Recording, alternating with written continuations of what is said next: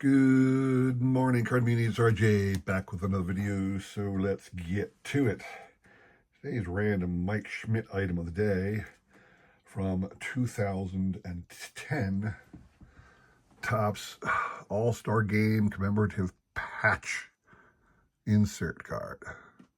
One of the many styles of manufactured patches Topps and other companies have issued over the years.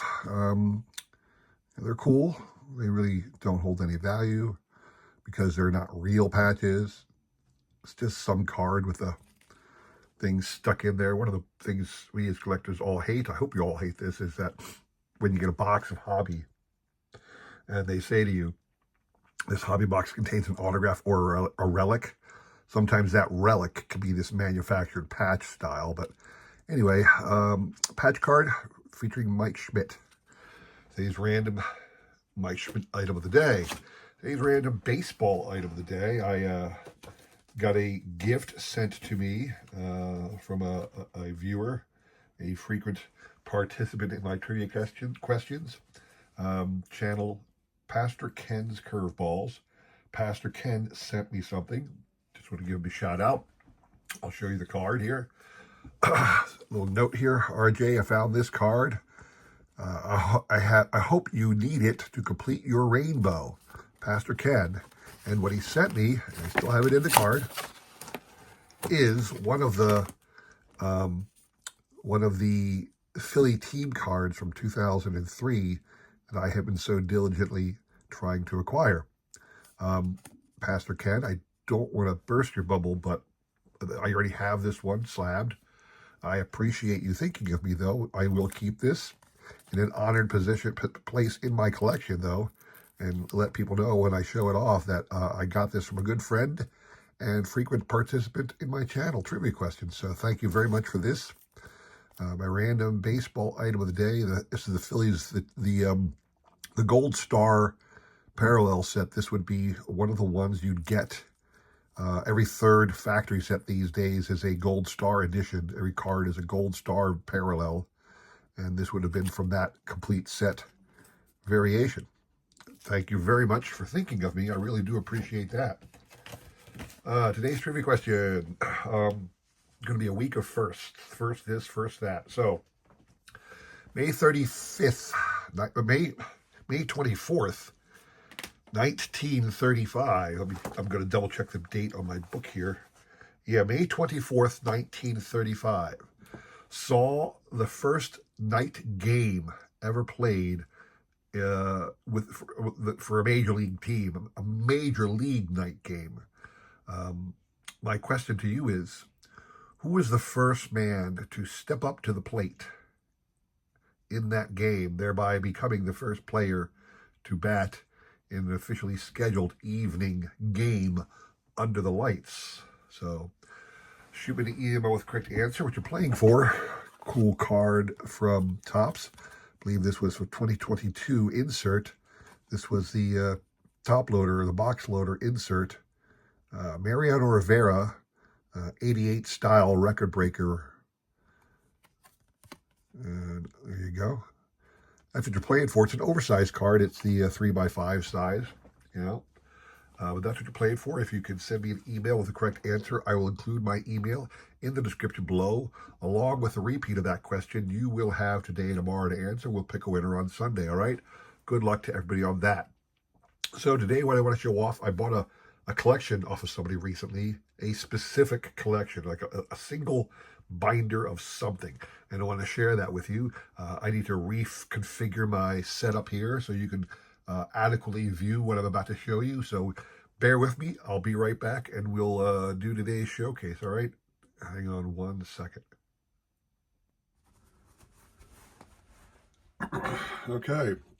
So here you go. I picked up a product released by Major League Baseball in cooperation, I guess, with the Cooperstown Collection. Probably produced by this company, Willoughby and Ward. 125 years of official baseball patches. I've known about this product probably since it was first released. It's one of those subscription things you buy like You get like 2 a month until they stop issuing them, and then they give you this big binder to keep them all.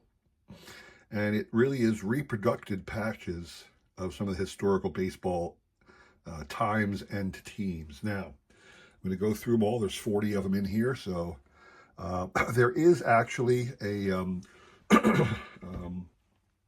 we have to like do it in a tight way because there's some on.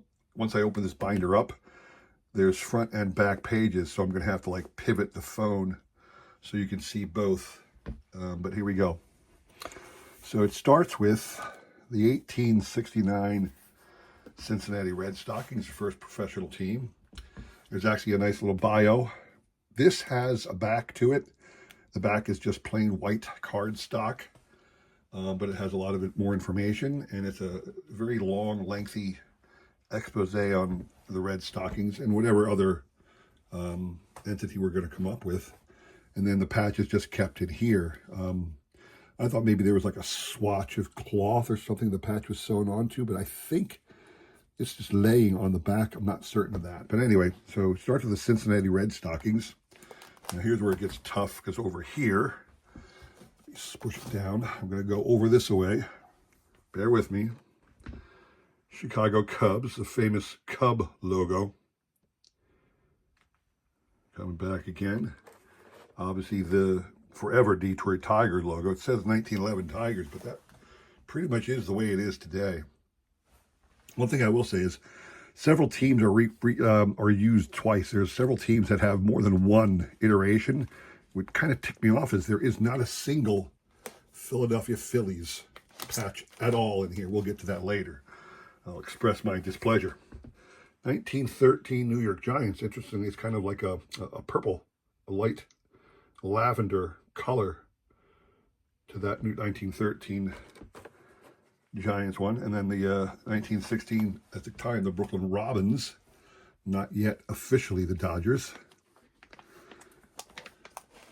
Classic White Sox logo with the stars from 1917.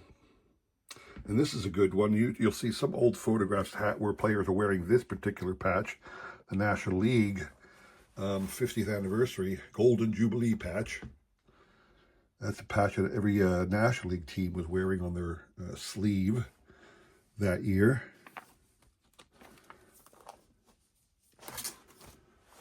Standard Pittsburgh Pirate patch. How could you put that one in there and not at least include one patch of a Phillies? The 1930s style Phillies P was a great one. I don't know why they didn't include that. The Athletics White Elephant.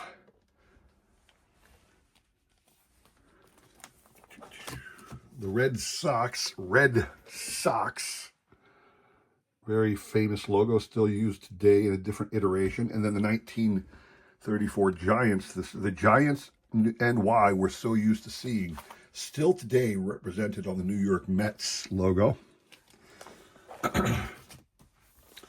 1939 World's Fair patch that some teams had on their sleeve, as well as the 39 Baseball Centennial patch, which pretty much everybody wore on their sleeve that year. Really cool patch. Very well known if you're a baseball historian. A lot of things were issued that year. A lot of different products with that logo. They market it well. Standard Stars and Stripes.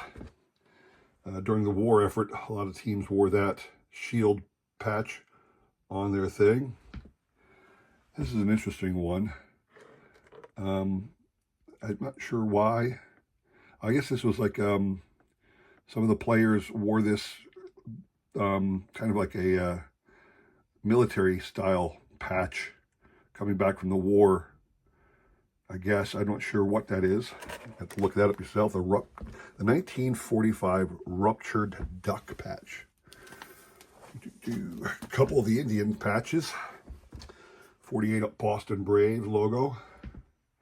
And very famous Indians logo that would take different shapes over the years before being discontinued.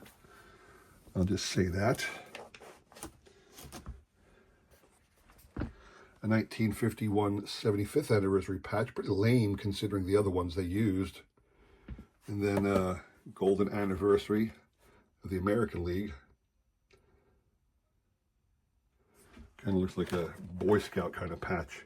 Instead of bats, those kind of look like paddles or something. Couple classic ones. 50th anniversary New York Yankees. And the Brownie. The last year, the St. Louis Browns. The little Brownie Sprite that they had a couple times. Very fun logo that was. Another couple of legendary patches. The Cincinnati Red guy. Every once in a while, you'll still see that logo put out by the Reds for something or other. And then, of course, the Cardinal. You don't really see that one too much, but there was a time, actually, when they put that little batting bird on their sleeve.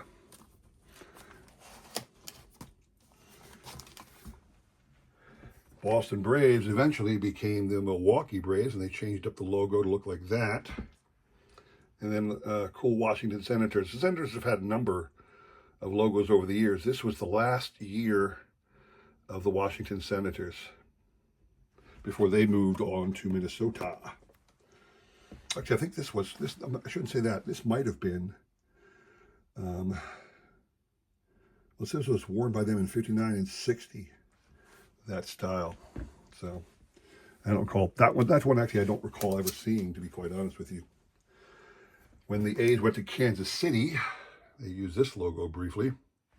And then a famous Twins logo for the first year of the Twins. You know, it's interesting, if you look at the Minnesota Twins, you got Minneapolis on the one side and an STP, St. Paul, on that other guy shaking hands. I don't think I ever noticed the text in the logos. You got your obviously the classic Baltimore Oriole, as well as the classic Boston Red Sox B. That's still used today very prominently. Great that they included this one. The 1969 Seattle Pilots, the one-year wonder team, as well as another Cubs logo. This one was briefly used. I've seen that before, but you don't see that one too often. Good thing, because it looks kind of stupid to me. Not a big fan of that logo, frankly. Very famous baseball logo, one that they still use today to represent Major League Baseball, 100th anniversary patch, as well as the Oakland A's, the modern A that's still used today. I can't wait to see what they do. Maybe they've released it, maybe you guys haven't seen it. The new iteration of the A's in their new city. You have the 75 Cincinnati Reds, current Reds logo still to this day, mostly. And of course, the Yankees NY, still legendary. That's the 78, honoring the 78 team right there. This is why I get mad that they have no Phillies patch of any kind in this set. Not one Phillies patch. You got your 79 Angels, as well as the Royals. So even the expansion teams, each of the expansion teams is getting their own patch. Not a fan at all. Where are my Phillies? Not good. A Mets anniversary logo patch, as well as the Dodgers. That's honoring the 88 team, but it's certainly a legendary logo to this day. And then finally, this might be why they issued this set to begin with, the 1994 125th anniversary logo, which I saw this on a lot of products that were marketing baseball in 94. So that is the whole set. Obviously from 1995, this thing was issued, this whole set. And I picked this up from a collector who put it up on Facebook Marketplace. It was slightly more than I guess most people would pay for such an item, but it is right up my alley in that it is baseball history. And I saw it online, went to the Bay real quick to find out what comps were selling for, and I did get this for less than I could have on the Bay, so I felt okay spending the money I did because I couldn't get it for less. And here it was in its entirety. I saved on the shipping, so a good deal for me. I'm happy to have it as part of my collection. I have a lot of odd things like that, so it's all good for me. So I hope you enjoyed that. If you did, please consider liking, subscribing, commenting, and all that jazz. I really do appreciate your support as I try my best to support everybody else in this great card media, all right? Don't forget the trivia question. We'll be picking winners on Sunday, and there are more great prizes and trivia coming on Wednesday and Friday, so stop back for that, all right? Thank you, everybody, for watching. Have a great rest of your week. Take care.